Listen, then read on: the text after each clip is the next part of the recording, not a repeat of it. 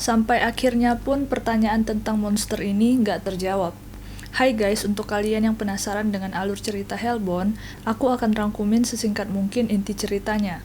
Yang buat aku tertarik tentang Hellbound adalah pertanyaan tentang asal-usul monster ini bisa datang ke dunia. Apakah memang utusan Tuhan? Apakah memang untuk menghukum orang-orang yang berdosa? Lantas dosa apa yang membuat orang pantas dihukum monster ini dan dikirim ke neraka? Apakah benar mereka ke neraka? Dan ternyata setelah selesai nonton season 1 Hellbound ini, pertanyaan-pertanyaan itu semua tidak terjawab. Justru series ini menceritakan konflik dan konspirasi yang terjadi karena kehadiran monster itu.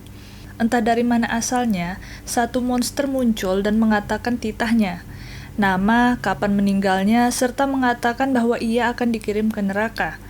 Nah, contohnya kayak gini nih.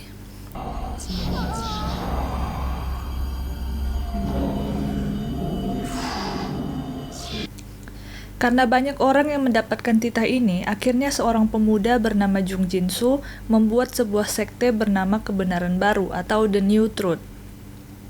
Dia mengatakan bahwa monster itu datang untuk menghukum pendosa.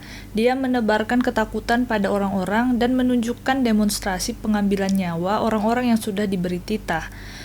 Mayoritas orang pun jadi percaya dan mulai mengikuti agama Kebenaran Baru ini. Namun disayangkan, agama ini memiliki pengikut fanatik yang tak segan-segan membantai orang-orang yang tak setuju dengan agama ini. Pembantaian itu sangat brutal.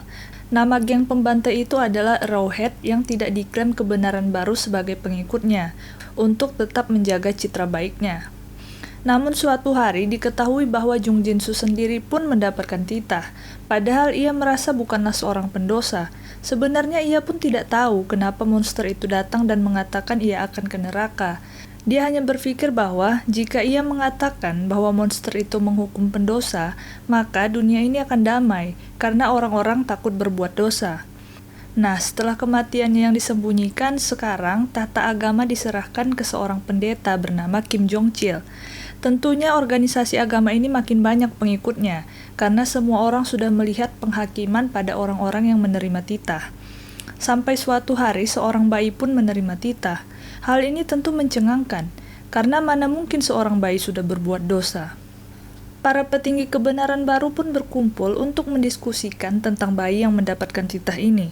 Mereka tentu tahu ini bertentangan dengan ajaran mereka, dan bisa membuat kerusuhan jika masyarakat mengetahui hal ini. Mereka pun mencoba menutupi kebenaran ini namun gagal karena ada sebuah grup penentang agama ini yang bernama Sodo. Sodo akhirnya berhasil membantu keluarga yang memiliki bayi ini untuk mendemonstrasikan ke masyarakat bahwa bayi ini pun mendapatkan titah, sehingga teori kebenaran baru terpatahkan. Ketika bayi ini ingin dihakimi para monster, kedua orang tuanya melindunginya. Mereka memeluknya sehingga yang tereksekusi malah kedua orang tuanya. Namun bayi ini berhasil hidup, terhindar dari eksekusi. Sungguh hal yang sangat berbeda dengan kejadian pada umumnya. Dan di akhir ditunjukkan kalau seorang wanita yang pernah tereksekusi, kerangka gosongnya berubah lagi menjadi manusia utuh, seakan terlahir kembali. Jadi kenapa ini terjadi? Tidak ada yang tahu. Bagaimana cara kerjanya? Dan tidak ada yang tahu juga. Semua teka-teki ini belum terjawab. Di scene akhir, salah seorang supir taksi yang membantu menyelamatkan bayi itu berkata, terlepas dari kejadian ini, yang pasti dunia ini adalah dunianya manusia, dan manusia harus menyelesaikan masalahnya sendiri. Dan sekian dulu guys, inti alur cerita dari Hellbound ini. Kalau ada tambahan, silahkan tambahkan di komen ya. Terima kasih udah nonton, dan see you.